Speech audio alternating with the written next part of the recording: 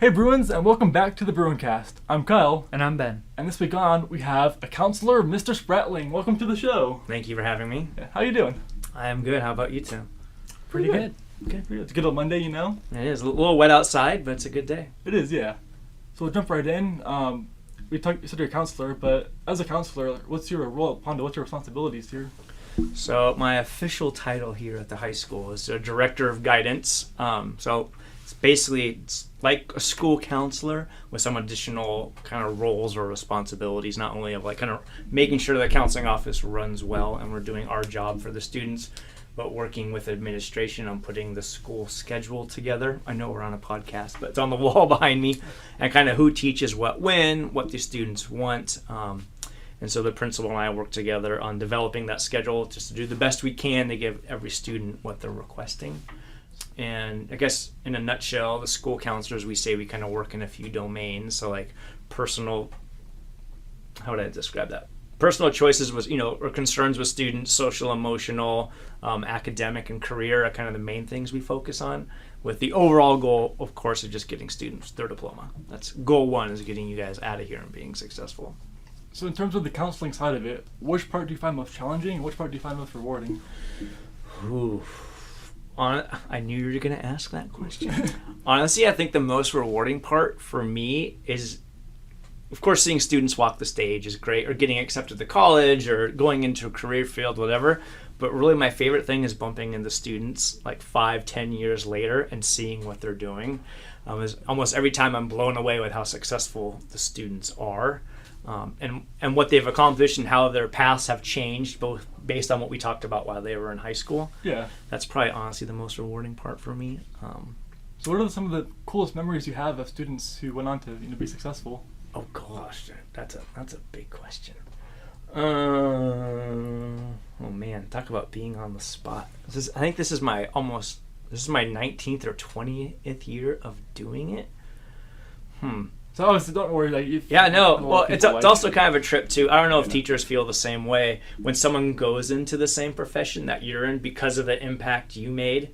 There's a counselor, Caesar, over at 12 Bridges High School. He was one of my students when I worked at Lincoln High School. Wow. Okay. So and he just we kind of became friends, right? And we've stayed in touch, and we still talk to this day. But now he's become a school counselor just because the connection we had when he was in high school. Yeah. So off the top of my head, Caesar is probably the first one that jumps into mind. But then there's students that I've bumped into that are, now veterinaries. They work in that field, or they're dentists or doctors, or they're out doing carpentry and construction and just killing it at a young age. Like, it's just pretty rewarding to see students going on and doing big and So you mentioned doing counseling for Lincoln High School. Mm-hmm. What was your kind of path? Where did you start counseling and move to here? Good question. So if we go back even further, I was at Sac State, trying to kind of figure out what to do with my life. And then the final semester of when I was working on my bachelor's degree there, the professor, one of my classes, one of the assignments was like, just tell me what you're doing after you graduate. And a friend of mine, who's also a school counselor now, she's like, we should just write our papers on being school counselors. I'm like, okay, which that kind of triggered something to me, because years ago I was working for a public defender in their office, and I had this friend there, and his brother was a school counselor, and he always talked about how fun it was to be involved with the students, and he was able to coach and all the perks that came in working in education.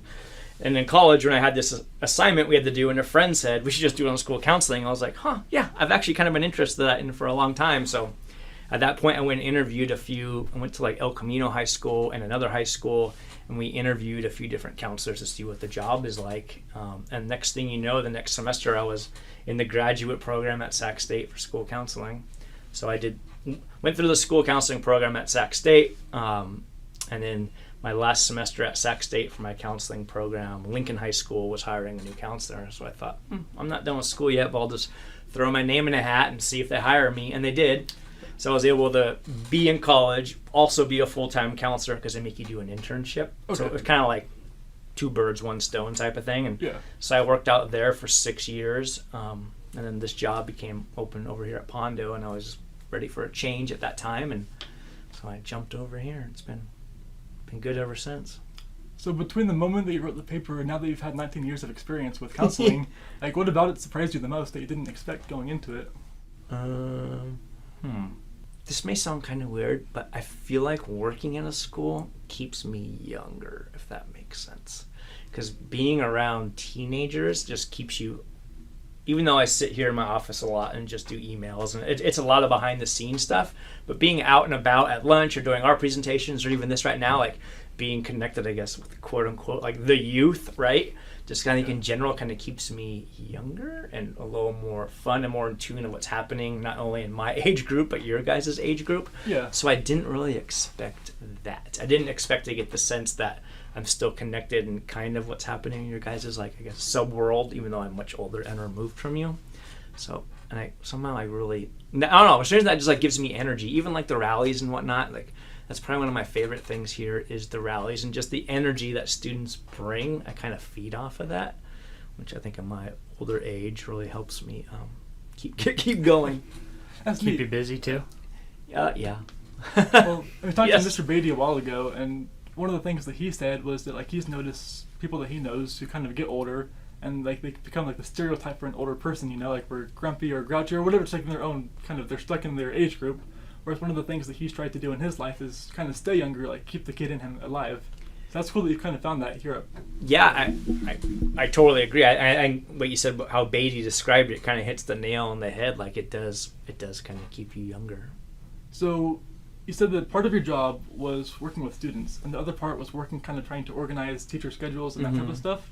With your like kind of daily job load, like kind of what ratio would you kind of give to each part? Like how much time you spend on each? Gosh, it really depends on the time of year. Okay. And it's almost like month to month. Like you guys are seniors, so you know after Christmas break or winter break, we'll come back, and that's usually the first week of February is when we start doing scheduling stuff. You know, students come in, select their classes, tell us what they want. Really from February all the way through like basically August, a lot of my time is consumed with working with the schedule, the numbers behind the scenes that go into that, and the staffing with the principal and the district.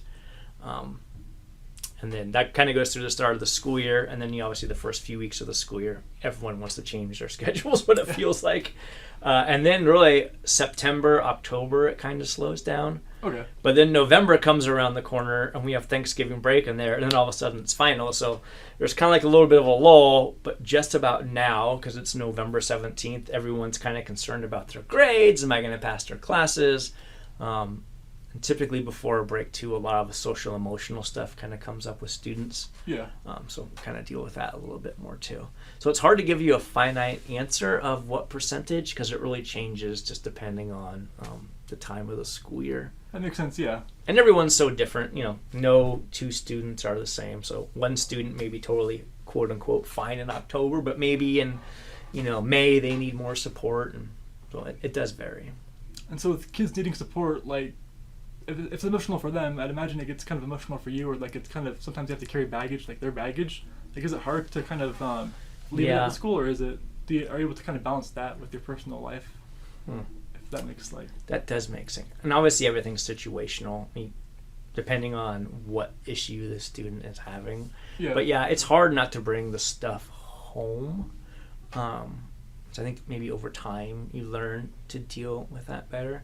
I always think about even like law enforcement officers, like, or first responders to be general, like they see so much, and how do you like separate that? I don't know how in that profession you would, just because they see so much more. But it's hard because even if you don't know a student that well, you still kind of become like, I don't want to say emotionally attached, but you carry kind of their pain or concerns with you because you want to make it better for them. Yeah. And we only have the school day typically to get it done, and then they leave, and you hope their parent or their guardian is doing their job at home. So yeah, it does go with you. I say from a student perspective, like I really appreciate you doing that, because you might have someone who doesn't care, and if they don't care, they're not going to carry it. Like the fact that you do care, Right. I guess it's nice. Yeah. It's, and no one's really asked me about that, but it is hard sometimes. I mean, we have really good kids here and really good families, so that really does help. But there are, I mean, it could be anything, right? And it does stick with you.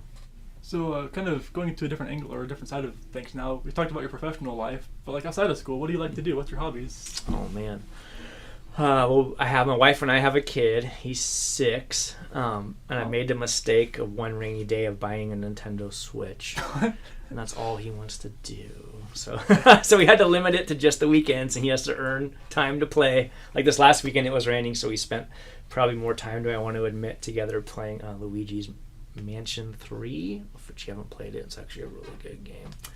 Yeah, so it's good. So we spent a lot of time with our kid, and of course he does soccer and swim and all those things. I used to really be into triathlons a whole lot, so swimming, biking, and running. Okay, yeah. That used to occupy a lot of my time. But that sport is so hard because it is 3 sports, and when you start to have a kid, like a lot of your time gets occupied doing other things.